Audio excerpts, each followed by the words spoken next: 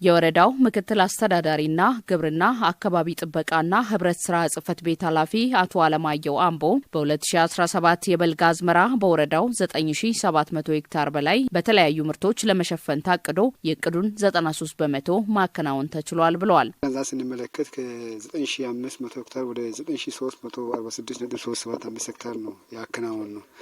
ከማሳ ሽፋን አንጻር የተሻለ ብለን ገምገመናል።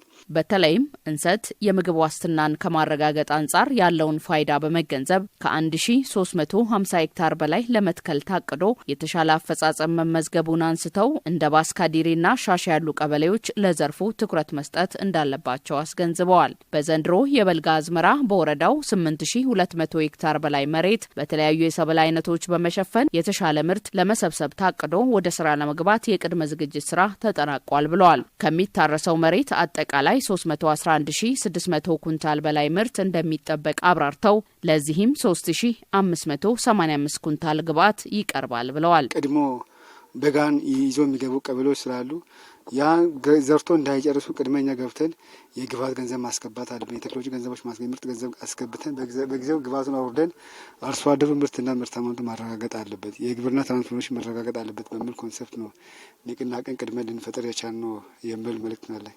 በንቅናቄ መድረኩ የመክፈቻ ንግግር ያደረጉት የጎባ ወረዳ ዋና አስተዳዳሪ አቶ ታረቀኝ ታደሰም መንግስት ለገጠርና ለግብርና ትራንስፎርሜሽን ልዩ ትኩረት በመስጠት እየተንቀሳቀሰ ባለበት ወቅት መድረኩ መደረጉ የተለየ ያደርገዋል ብለዋል። እንደ ወረዳ ከተለመደው የአስተራረስ ስርዓት በመውጣት የተሻለ ለማምረትና ምርትና ምርታማነትን ለማሳደግ መስራት ይገባል ብለዋል። በዚህ በልግ አዝመራ ላይ የማይታረስ መሬት ዜሮ መሆን መቻል አለበት። አንድም ስንዝር ሳይታረስ ማደር የለበትም የሚለውን አቋም ይዘን ነው እየሰራን። ይሄን ስልት ተከትለን ምርትና ምርታማነትን የማሻሻል ምርትና ምርታማነትን የማረጋገጥና በቤተሰብ ደረጃ የኑሮ ውድነትን የምግብ ዋስትናን ማረጋገጥ ከዛም አልፎ በአካባቢና በሀገር ደረጃ የምግብ ዋስትናን ማረጋገጥና ግብርናው ዘርፍ ለሀገር ኢኮኖሚ የራሱን ድርሻ እንዲያበረክት ያ ብቻ ሳይሆን ግብርናው ዘርፍ ወደ ኢንዱስትሪ መር ለሚደረገው ሽግግር ጥሬ ዕቃዎችን ማቅረብ እንዲያስችል በበቂ ሁኔታ ማምረት መቻል አለብን ብለን ትኩረት ሰጥተን እየሰራን ያለንበት ሁኔታ ነው ያለው። አምና በተመሳሳይ መልኩ በመስራት በሄክታር 36 ኩንታል ምርት መሰብሰብ እንደተቻለ ያነሱት ዋና አስተዳዳሪው ዘንድሮ ወደ 38 ኩንታል በሄክታር ለማሳደግ እቅድ መያዙንም እንዲሁ ገልጸዋል። የተጀመሩ ስራዎችን ውጤታማ በማድረግ የአርሶ አደሩን ምርትና ምርታማነት በማሳደግ የምግብ ዋስትና ለማረጋገጥ የሚደረገው ጥረት ስኬታማ እንዲሆንም ባለድርሻ አካላት በቅንጅት እንዲሰሩም ዋና አስተዳዳሪው ጥሪ አቅርበዋል። በአመለካከት ደረጃ ችግር ያለባቸው ቀበሌዎች አሉ። ከነዚህ ቀበሌዎች ጋር የማስተማር ስራ በተለይ የኤፍቲሲ ተቋማት የቴክኖሎጂ ሽግግር ማዕከልና ማስተማሪያ ተቋም እንዲሆኑ የሃይማኖት ተቋማት፣ የትምህርት ተቋማት እነዚህ ግብርና ዘርፍ ውጤታማ እንዲሆን ምርትና ምርታማነትን በማረጋገጥ እዛ የሚጠየቁ ወጪዎችንም አምርቶ መሸፈን የሚችሉበት ሁኔታ እንዲፈጠር ትኩረት ተሰጥቶ እየተሰራ ነው ያለው።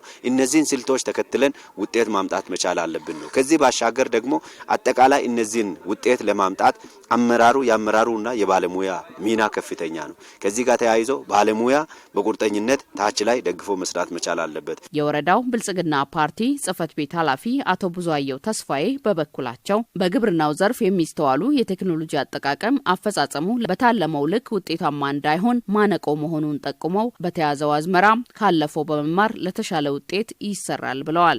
መለወጥ ያለብን ነገሮችና ቀጣይ አቅጣጫዎችም አሉና ከዚህ ጋር ተያይዞ እኛ መለወጥ ያለብን አንዱ የስራ ባህላችንን መቀየር አለብን ብለን ትኩረት አድርገን እየሰራን እንገኛለን። የስራ ባህላችን አንዱ የምንቀይረው እንዴት ነው? የኩታ ገጠም እርሻችንን በማስፋት ነው። ሌላኛው ደግሞ የቁጣ እርሻ ስርዓቱን ማዘመን ያስፈልጋል።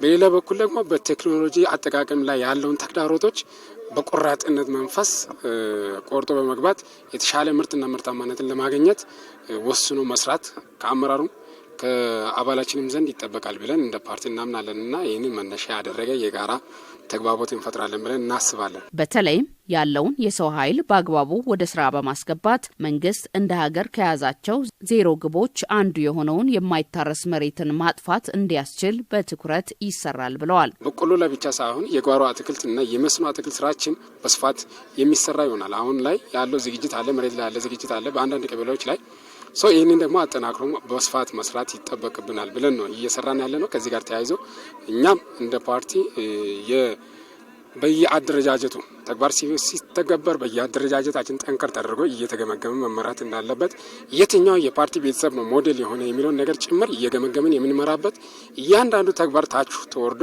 በቀበሌ ደረጃ በቤተሰብ ደረጃ በህብረት ደረጃ እየተገመገመ ሞዴል ቤተሰብ የመፍጠሩን ጉዳይና ብልጽግናን የማረጋገጥ ጉዳይ የሞት የሽረት ጉዳይ አድርገን እኛም እንደ ፓርቲ የምንሰራ ነው የሚሆነው። በንቅናቄ መድረኩ ከተሳተፉ ባለሙያዎች መካከል አቶ ሙልጌታ ወንድሙ፣ ገሮ አለማየሁና ወርቅነሽ ፍቃዱ በሰጡት አስተያየት ባለፈው በልግ አዝመራ ወቅት ባደረጉት ድጋፍ ከዘርፉ የተሻለ ውጤት መመዝገቡን አስታውሰው ዘንድሮም ድጋፋቸውን አጠናክረው እንደሚቀጥሉ ተናግረዋል።